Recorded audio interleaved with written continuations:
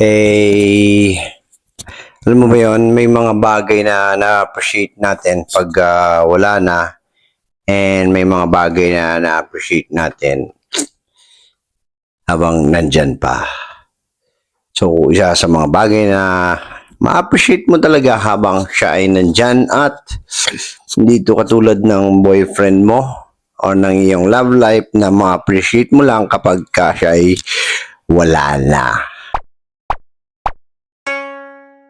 So, ganun talaga ang buhay, di ba?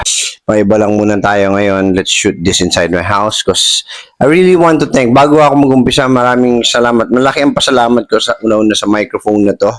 This microphone is really good at noise cancelling. Sa ngayon, grabe. In my podcast studio, yung condenser mic na ginagamit ko, hirap na hirap, is shut down yung noises kasi may construction on the side of the house. I think they're building roofing of the parking. May rooster sa harap, and then yung kapitbahay namin, they have around 10. One house is 5 dogs, ganun kaingay. You can hear that from my previous video on YouTube. But anyway, yung pag-uusapan natin ngayon ay tungkol sa tulog, no?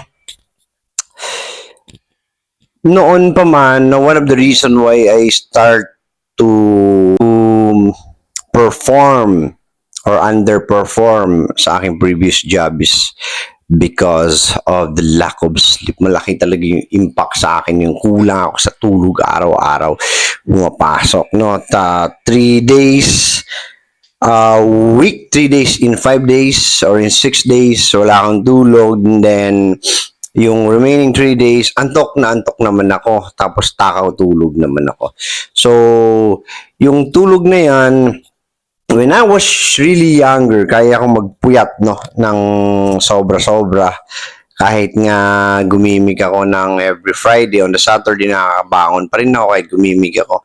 Or magpuyat ako na weekday, kinabukasan nakakapasok pa rin ako. But not in all cases, no? Pero nevertheless, isa yun sa mga bagay na parang hindi ko masyado nabigyan appreciation, no?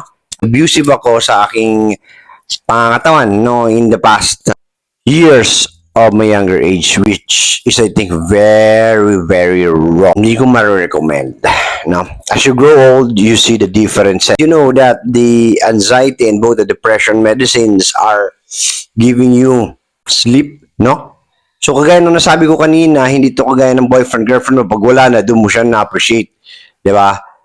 Ang tulog kasi, pag nawala, hirap ka. Kinabukasan mag-perform, mag-function.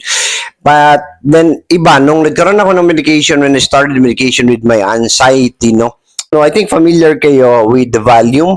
No, si Valium or Dormicum are the ones na ginagamit na pampatulog, normally pampakalma na binibigay sa mga tao medyo nagkakaroon ng schizophrenia. The ketamine is actually doing the same. Ang doktor ko, ito isa sa mga bagay na nagpapatulog sa akin to really help me fall asleep, and at the same time it has that anti-anxiety, no, part. So, ano ba yung cause ng isang bagay na causes ng mga bagay-bagay na bakit tayo nagkakaroon ng paghihirap sa tulog, no? One of the reason is yung pagbagsak ng vitamin B1, no? Pag bumaba ang vitamin B1 mo, isa yun sa mga dahilan na ikaw ay mahihirapan matulog sa gabi. You start the, what they call it, parang nagpapanik ka, panic, ganun, or nagiging, the other term for anxiety, nagiging, hindi, not hysterical, but ikaw ay anxious, no, if you lose vitamin B. Kaya, pansinin nyo, madalas binibigay yung B1 or B1612 for deficiency or for better brain performance. So, yun yung nangyayari doon, no. So, yeah, kaya pinagbabawal din ng caffeine, no, major caffeine dun sa mga anxiety. Going back, ayun nga, tulog, I started appreciating tulog. Binabaliwala ko lang kasi to dati I really do not give much importance, no?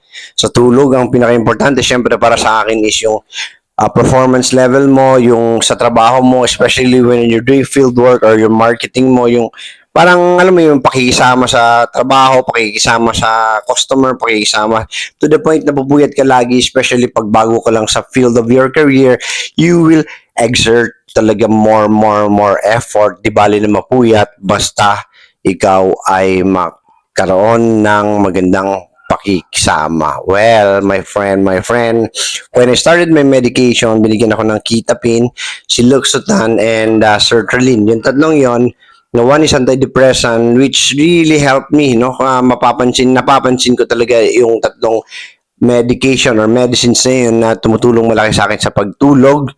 At first, well, naging disadvantage sa akin kasi halos hindi ako makapag-drive sa antok, no?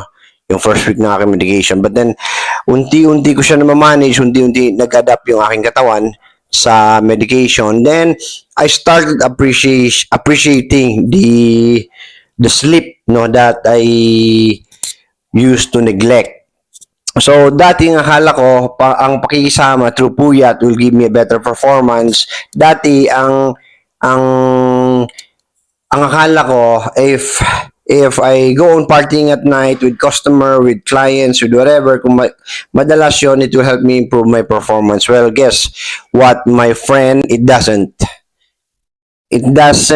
help that much, no? Nakakatulong siya, well, but in not as much as if you get sleep. Totoo yun. Yung pakikisama does a little thing rather than yung sleeping so much. If you have enough sleep every day, no, the better you function, the better you think, the better you respond, the better you make decision, the better person you are in terms of your daily task activity, and the better leader or the best can be because of that brain did have enough food, no, for him.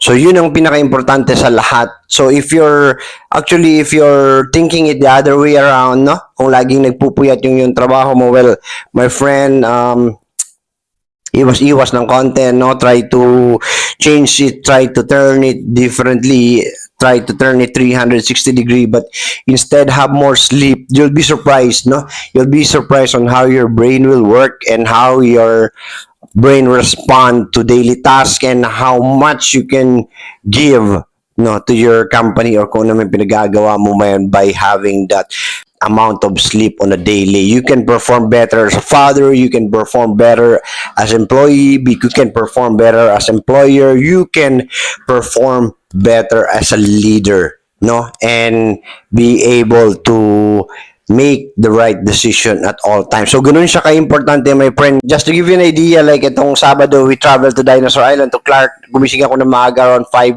a.m. Tapos, diretso na pagod, naulanan, nambunan.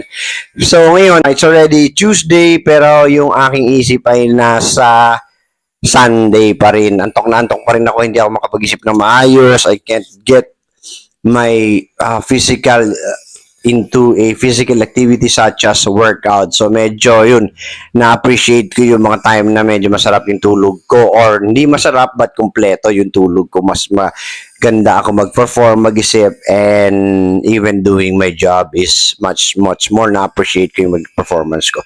So hopefully kayo ay makakatulog ng maayos mamayang gabi. And kung hindi man, uminom kayo ng green tea at iwasan nyo yung mga chemical stuff na pampatulog, no? Kung hindi naman siya na-prescribe sa inyo. So, maraming salamat sa pakikinig. Matulog ka, ha? Tandaan mo yan para mas maayos ang iyong kinabukasan at bukas.